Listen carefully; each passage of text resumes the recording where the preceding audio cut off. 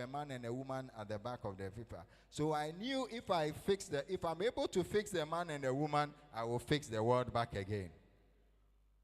It's perspective. In whose lens are you looking at the world? Is it God's lens or your own lens? In your lens, everything looks impossible. But in God's lens, everything is possible. Amen. The reason why God's lens is important is that God has insight. And God has foresight, oversight, and hindsight. When I say God has insight, it means God can see with a microscope. We know with a microscope, you are able to see the details inside of things, right?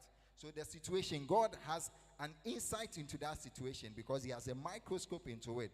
God has foresight, which means God uses what? Has a telescope, because telescope helps you to see afar. And God has oversight.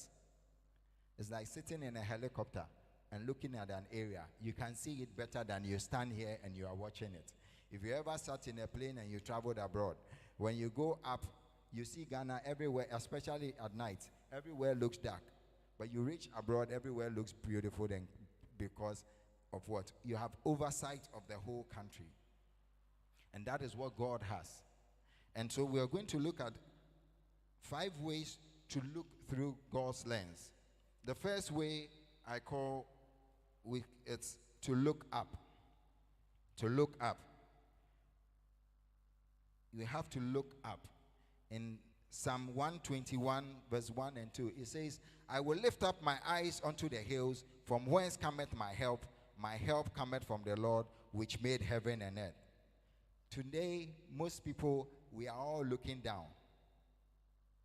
Every one of us, we are on our phones, and we are always working like this. We are always working like this. We are always like that, going this way, and that way, and that way, and that way. Everybody is on their phone, busy watching something on social media. Listen, your head, it weighs about 10 pounds. Like the bowling ball. It's about 10 pounds. So if you keep doing this every day, you put strains on your neck and your shoulder. Recently, I saw on social media that a lot of people are suffering from neck and bad necks because of being on phone constantly. Listen, after church, you will see people, they are all going like this. When you see them, tell them to lift up. That is where your help is going to come from, social media. And that is where we are spending most of the time. Lift up, chin up, and make and enjoy the breeze and save your neck from breaking. Okay? Most people, instead of a lot of people.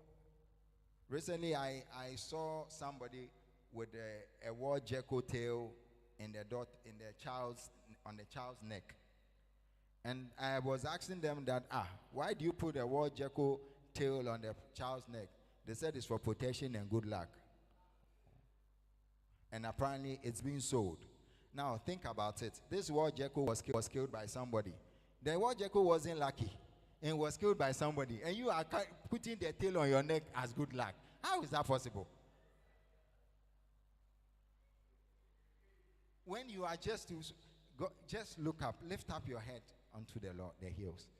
God is there, and we are putting our trust in the war gecko tail. How is that possible? The war gecko itself was killed by somebody. It wasn't lucky.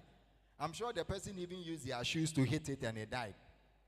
That alone killed that war gecko.